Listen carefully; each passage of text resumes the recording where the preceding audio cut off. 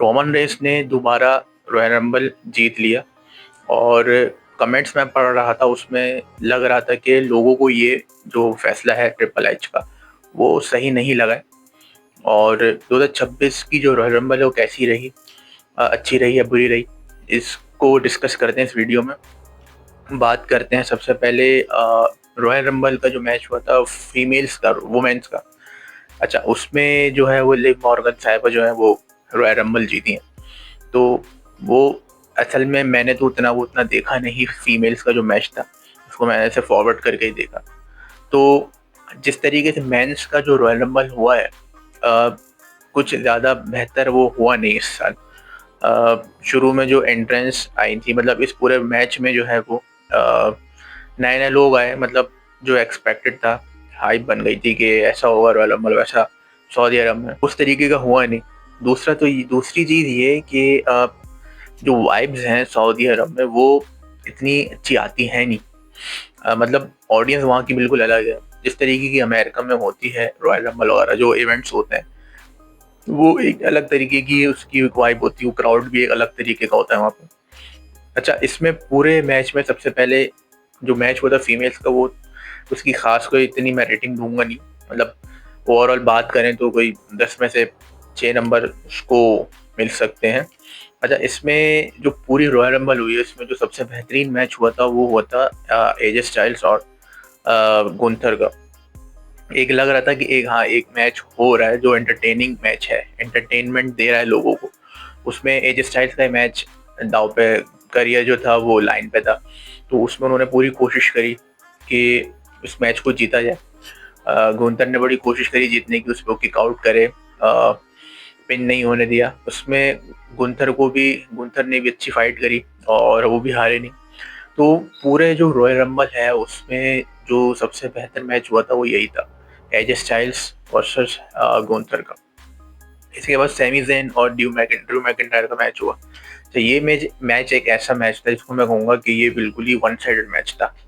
मतलब अगर सऊदी अरब में सेमी अच्छा करती क्या है डब्ल्यू डब्ल्यू ई के, जैसे कि पहले मुस्तफ़ा अली हुआ करते थे, वो मुस्लिम है, थोड़ा सा वहाँ की ऑडियंस को सपोर्ट करती है। उस तरीके से डब्ल्यू डब्ल्यू ई क्या करती है, जब भी सऊदी अरब में कोई इवेंट होता है तो वो कोई ऐसा एक बंदा लेके आते हैं जो कनेक्ट कर सके सऊदी अरब से, उसकी ऑडियंस से। तो अभी तो खैर मुस्तफ़ा अली नहीं है, अब सैमी ज़ेन है, वो मुस्लिम है।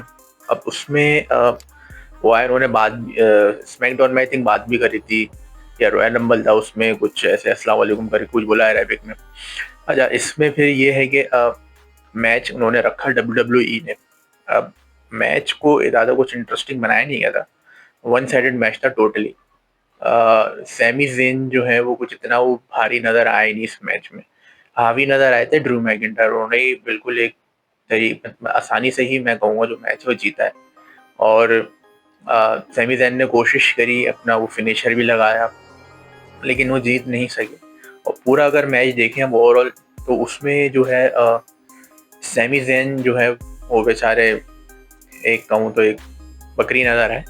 तो ड्रू मैकिंटायर ने वन साइडेड मैच बड़े आसानी से वो जीता था। मतलब अगर प्लान कर रही है डब्ल्यू डब्ल्यू ई, जो भी ये मैच रख रहा था ट्रिपल एच है, तो मैच को ऐसा बना देते कि कुछ लगे कि जैसे कि एजे स्टाइल्स और गुंथर का मैच हुआ था, तो ये मैच भी वैसे ही बना देते भाई, तो कुछ ऐसा कोई बहुत बड़ा मसला तो नहीं होता, तो एंटरटेनमेंट मिल जाती। लेकिन वन साइडेड तक जैसा मैच था, मतलब कोशिश करी सैमी ज़ेन ने एंटरटेनमेंट। एक मैच होता है जो लगता है कि हाँ यार लोगों को देखने में मज़ा आ रहा है, लोग एंजॉय कर रहे हैं, ये उस तरीके का मैच नहीं था।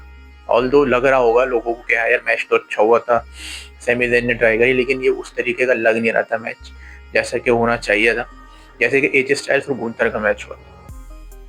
अच्छा, इसमें सबसे अब एंड में मैच हुआ था मेंस रॉयल रंबल मैच। अब लोग ये कह रहे हैं कि रोमन रेंस जो है वो जीते हैं रॉयल रंबल, ये एक फैसला गलत था, ट्रिपल एच को ऐसा नहीं करना चाहिए। अब जो लोग डब्ल्यू डब्ल्यू ई में अभी हैं, जैसे कि जो बड़े प्लेयर हैं, कोडी रोड्स हो गए, रैंडी ऑर्टन हो गए, Seth Rollins I think injured हैं, दूसरे जो बड़े प्लेयर हैं, इसमें जो है वो ऊसो जो है, ऊसो में जेमी ऊसो, जे ऊसो, उसमें से हम कह लेते हैं कि अब वो एक जितने उनको मैच कराए हैं डब्ल्यू डब्ल्यू ने रिसेंटली, वो एक उसमें अगर हम इनको रॉयल रंबल में काउंट करें कह सकते हैं हाँ, ये थोड़े से बड़े प्लेयर हैं। वैसे उस तरीके के हैं नहीं जैसे रोमन रेंस और कोडी रोड्स को भी बना दिया गया है। रोमन रेंस और Cody Rhodes, Brock Lesnar, Randy Orton, तो ऑप्शन नहीं था डब्ल्यूडब्ल्यूई के पास कि क्या ऑप्शन है, किसको जितवाएं।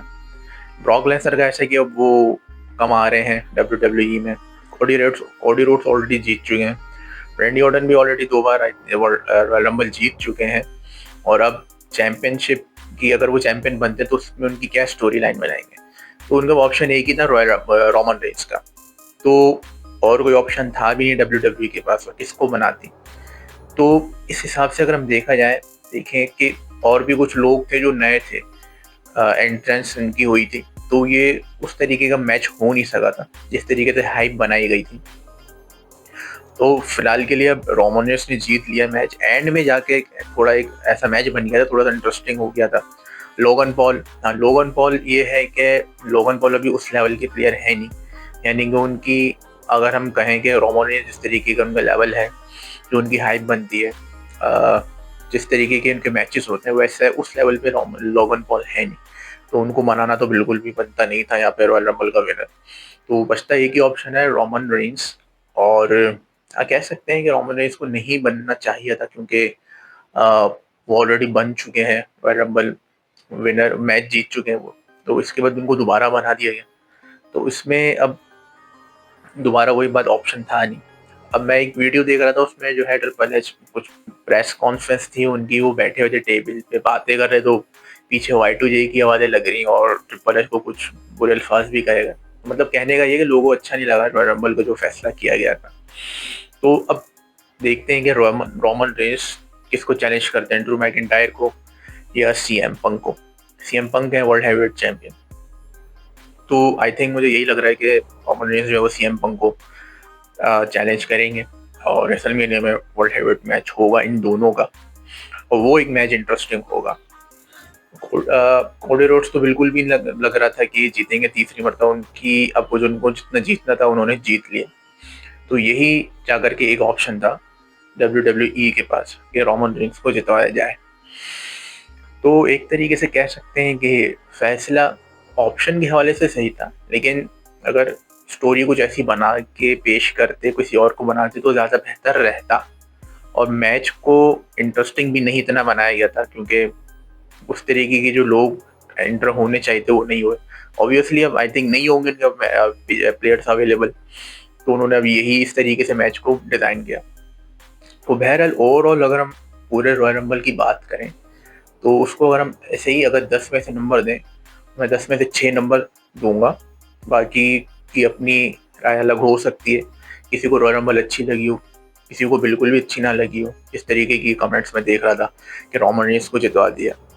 बहरहाल अब अच्छा, अब हाइप भी ऐसी बनाई थी कि सऊदी अरब में मैच हो रहा है, ऐसा हो जाएगा वैसा हो, उस तरीके के हिसाब से कुछ ऐसा हुआ नहीं। और सऊदी अरब में बस ये कि उन्होंने पैसे दे के एक तरीके से वो करवा लेते हैं कोई इवेंट सऊदी अरब में। लेकिन जो ऑडियंस, अमेरिकन ऑडियंस होती है, जहाँ पे WWE सूट फिट करती है, वो एक अलग ही हाइप होती है। बहरहाल अब हो गई है रॉयल रंबल, अब आगे एलिमिनेशन चेम्बर आएगा। आई थिंक उसके हिसाब से क्या स्टोरीज बनती हैं और कौन किसको चैलेंज करता है और किसके मैचेस किससे होते हैं, अब हम आगे फ्यूचर में देखेंगे। अब फिलहाल के लिए नजरें सबकी रोमन रेंस और CM पंक के मैच पे ही लग रही हैं मुझे, जिस तरीके की तो जो सिचुएशन नज़र आ रही है मुझे। देखते हैं कि अब क्या होता है। अब रेसलमेनिया में मैचेस और किस किस के होते हैं, तो हम आगे देखते हैं कि क्या होता है इसमें और कैसी स्टोरीज बनेंगी। और जिस तरीके की बातें ट्रिपल एच की स्टोरी है, वो यही सोचेंगे कि कुछ जो है वो अच्छा ही बनाया जाए, ताकि रेटिंग्स ना गिरें WWE की। तो वीडियो को यहीं तक रखते हैं, और आगे अब रॉ जब होती है तो उसमें देखते हैं कि क्या बातें होती हैं और क्या स्टोरी बनती है, तो उसको फिर आगे उसके हिसाब से अलग वीडियो में बात करेंगे। वीडियो को लाइक करके इस चैनल को सब्सक्राइब ज़रूर कर दीजिएगा, और अगली वीडियो में आपसे मुलाकात होती है।